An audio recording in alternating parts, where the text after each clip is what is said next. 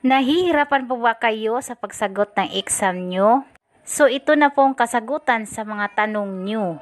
Bago ko umpisahan, pakipalo and more tutorial video.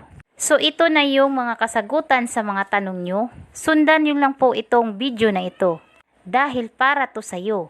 A. Kakanan. B. Hihinto. C. Kakaliwa. Ang tamang sagot ay A. Number 2. Habang nagmamaniho, dapat kang tumigil sa side at rear view mirror ng A.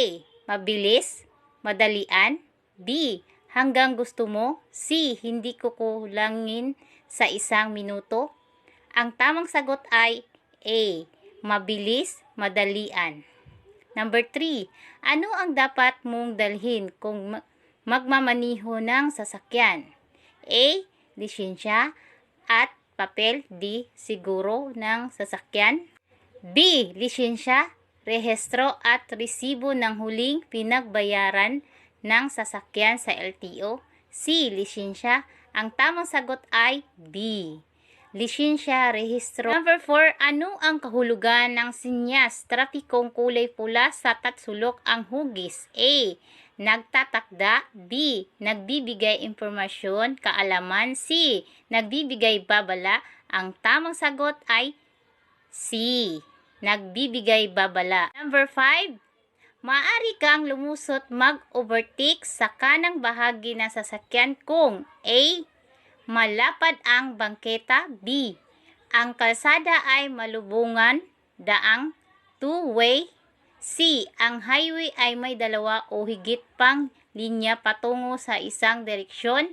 Ang tamang sagot ay C. Ang highway ay may 2 o higit pang 6. Ano ang kahulugan ng sinyas trapiko na kulay pula ng pabilog? Oktagon o baliktad na tatsulok? A. Nag-uutos ng direksyon. B. Nagbibigay babala. C. Nagtatakda o nagbabawal. Ang tamang sagot ay C. Nagtatakda o nagbibigay. Number 7. Ang puting linyang putol-putol ay palatandaan na A. Maaring lumusot pakaliwa o pakanan kung walang peligro. B. Ipinagbabawal ang paglusot sa kaliwa. C. Ipinagbabawal ang paglusot sa kanan. Ang tamang sagot ay A. Maaring lumusot pakaliwa o pakanan kung walang peligro. Number 8. Kung paparating ka sa isang kurbada, ano ang dapat mong gawin? A. Bilisan ang takbo habang nasa kurbada. B. Marahan, bagalan ang takbo bago dumating sa kurbada. C. Magpreno ng bigla habang tumatakbo sa kurbada. Ang tamang sagot ay B. Magmarahan, bagalan ang takbo. 9. Kailan dapat magdesisyon ang isang driver? A. Habang siya ay nagmamaniho. B. Kung mahusay siyang magmamaniho. C. Kung buhol-buhol na ang trapiko. Ang tamang sagot ay A. Habang siya ay nagmamaniho. Number 10. Sa nakamotorsiklo na may balak lumiko pakanan, ang dapat gamitin na sa sinyas ay A. Kaliwang kamay na nakataas. B. Kanan kamay na direksyon nagtuturo pakanan. C. Kanang kamay na nakataas. Ang tamang sagot ay A. Kaliwang kamay na nakataas. Number 11. Kailangan magbigay ng sinyas kung kakanan o kakaliwa ang driver sa darating na intersection sa layon. A. 15 metro. B. 60 metro. C. 30 metro. Ang tamang sagot ay C. 30 metro. Number 12. Ang kailangan distansya sa pagitan ng sinundang sasakyan ay A. Sinlaki ng sukat ng 2 sasakyan. B. Sinlaki ng sukat ng 1 sasakyan. C. Sinlaki ng sukat ng 3 sasakyan. Ang tamang sagot ay B. Sinlaki ng sukat ng 1 sasakyan. Number 13. Ano ang kahulugan ng patay? Sinding ilaw na pulang ilaw trapiko. A. Bilisan ang pagpatakbo. B. Huminto na sandali at ituloy ang pagpatakbo kung walang panganib. C. Huminto sa nakatakdang linya. Ang tamang sagot ay B. Huminto sandali at ipagpatuloy kung walang panganib. Number 14. Ano ang kahulugan ng patay? Sinding dilaw ng trapiko. A. Huminto at hintayin magbago ang ilaw. B. Manahan at magpatuloy kung walang panganib. C. Hintayin ang birding ilaw. Ang tamang sagot ay B. Marahan at magpatuloy kung walang panganib. Number 15. Ayon sa batas, hindi ka maaring magmaniho ng matulin maliban kung A. Walang panganib. B. Na aayon sa takdang bilis o tulin ang pagpatakbo. C. Tama lahat ang sagot. Ang tamang sagot ay tama lahat ang sagot. Number 16. Sa rotunda, alin ang may karapatan sa daan? A.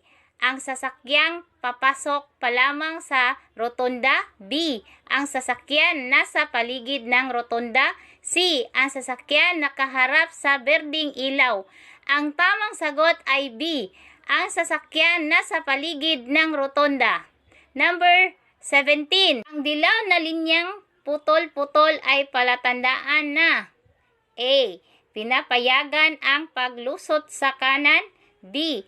Ipinagbabawal ang paglusot sa kanan o kaliwa. C. Pinapayagan ang paglusot sa kaliwa. Ang tamang sagot ay C. Pinapayagan ang paglusot sa kaliwa. Number 18. Sa paglipat-lipat ng linya, dapat kang suminyas. Tingnan ang rear view mirror at A. Tingnan kung may paparating na sasakyan. B. Bumisina. C. Sindihan ang headlight. Ang tamang sagot ay A. Tingnan kung may paparating na sasakyan. Number 19. Ang paggamit ng huwad fake na lisensya ay pinagbabawal at may parusang A. 300. B. Pagkabilanggo ng hindi hihigit sa 6 na buwan. C. 1,500 at 6 na buwan na hindi makakakuha ng lisensya. Ang tamang sagot ay C. 1,500, 6 na. Number 20. Ano ang kahulugan ng patay sinding kulay pulang ilaw na trapiko? A. Maghintay ng berdeng ilaw. B. Bagalan ang takbo at tumuloy ng maingat. C. Huminto at magpatuloy kung ligtas. Ang tamang sagot ay C. Huminto at magpatuloy kung ligtas. 21. Ano ang kahulugan ng sinyas trapiko na kulay asol at puti na parihaba o parisukat ang hugis? A. Nag-uutos ng direksyon. B. Nagbibigay babala. C. Nagbibigay impormasyon o kaalaman. Ang tamang sagot ay C. Nagbibigay impormasyon, kaalaman. Number 22. Ano ang kahulugan ng dilaw na palasong? Signal trapiko. A. Nagpahintulot sa mga sasakyan na kumakaliwa o dumiritso. B. Nangahulugan na ang pulang palaso na signal trapiko ay malapit ng sumindi. C. Naghuhudyat ng pakanan o pakaliwang direksyon. Ang tamang sagot ay B. Nangahulugan na ang pulang palasyo na signal trapiko ay malapit ng sumindi. Number 23. Mahuhuling lasing sa alak o gumagamit ng ipinagbabawal na gamot ay may parusang. A. Tama lahat ang sagot. B. Multa at pagbilanggo. C. Pagkakasuspindi ng lisensya. Ang tamang sagot ay A. Tama lahat ang sagot. Number 24. Ang isang may lisensya ay maaring magmaniho ng A. Kahit anong uri ng sasakyan. B. Sasakyan na nakasaad sa lisensya. C. Ang pasahirong sasakyan lamang. Ang tamang sagot ay B. Sasakyan nakasaad sa lisensya. Number 25. Ano ang ibig sabihin ng puting linya sa daan? A. Naghahati sa mga lines na tumatakbo sa isang direksyon. B. Naghihiwalay sa trapiko na tumatakbo sa isang direksyon. C. Palatandaan na maaring lumusot ng pakanan o pakaliwang direksyon. Ang tamang sagot ay B. Naghihiwalay sa trapiko na tumatakbo sa isa. 26. Kung ang nakasalubong mo ay may nakakasilaw na ilaw, ano ang dapat mong gawin? A. Titigan ang nakakasilaw na ilaw. B. Silawin din ang nakasalubong upang magbaba ng ilaw. C. Tumingin ng bahagya sa gawing kanan ng kalsada. Ang tamang sagot ay C. Tumingin ng bahagya sa gawing 27. Ang pagkakaroon ng lisensya ay isang A. Pribilehiyo. B. Karangalan. C. Karapatan. Ang tamang sagot ay A. Pribilehiyo. 28. Ang hindi pagsunod sa ilaw trapiko ay A. Nakakatipid sa gasolina. B. Maaring ikaw ay masangkot sa aksidente. C.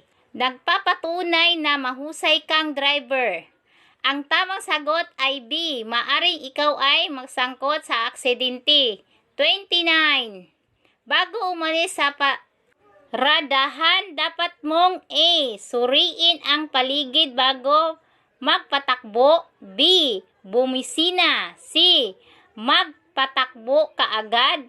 Ang tamang sagot ay A. Suriin ang paligid bago magpatakbo. Number 30. Ang sasakyan ay nakaparada park kung A. Nakatigil ng matagal at patay ang makina. B. Nakatigil ng matagal at nagbababa ng pasahero. C. Nakatigil ng matagal at nagsasakay ng pasahero. Tamang sagot ay A. Nakatigil ng matagal at patay ang makina. Number 31. Kung gusto mong magpalit ng line sa highway, kailangan mag-signal. A. 1 minuto bago gawin ito. B. 5 minuto bago gawin ito. C. 10 segundo bago gawin ito. Ang tamang sagot ay C. 10 segundo bago gawin ito. 32. Anong dapat gawin bago lumiko sa kanan o kaliwa? A. Biglang lumiko at bumisina. B. Magbigay ng hudyat o sinyas na hindi kukulangin sa 30 metro ang layo. C. Ipagbawal bahala ang hudyat. Ang sagot ay B. Magbigay ng hudyat o sinyas na hindi kukulangin sa 30 metro ang layo. 33. Hindi dapat lumusot mag-overtake sa paanan ng tulay sapagkat A. Makipot ang daan. B. May tumatawid. C. Hindi nakakita ang kasalubong na sasakyan. Ang tamang sagot ay C. Hindi nakakita kasalubong na sasakyan. 34. Saang lugar hindi ka dapat lumusot mag-overtake? A. Sa sanggandaan o interseksyon. B. Sa paanan ng tulay. C. Tama lahat ang sagot. Ang tamang sagot ay C. Tama lahat ang sagot. Number 35. Sa highway na may dalawang guhit, maari kang lumusot mag-overtake kung sa iyong panig ay A. Tuloy-tuloy na puting guhit. B. Putol-putol na dilaw na guhit. C. Tuloy-tuloy na dilaw na guhit. Ang tamang sagot ay B. Putol-putol na dilaw na guhit. 36. Ano ang ibig sabihin ng berdeng palaso na signal trapiko? A. Hindi pinapayagan ang pagpasok sa intersection na itinuro ng palaso. B. Nagpapahintulot sa mga sasakyan na kumakaliwa o kumakanan. C. Nagpapahintulot sa pagtawid ng mga taong tatawid. Ang tamang sagot ay B. Nagpapahintulot sa mga sasakyan na kumakaliwa o kumanan. 37. Ang tamang kulang sa pagkuha ng lisensya non-professional ay A. 18 na taong gulang. B. 17 na taong gulang. C. 16 na taong gulang. Ang tamang sagot ay 17 taong gulang. Number 38. Ang dalawang dilaw na linya na tuloy-tuloy ay palatandaan na A. Maaring lumusot pa kanan. D. Peligroso ang lumusot pa kanan. C. Maaring lumusot pa kaliwa. Ang tamang sagot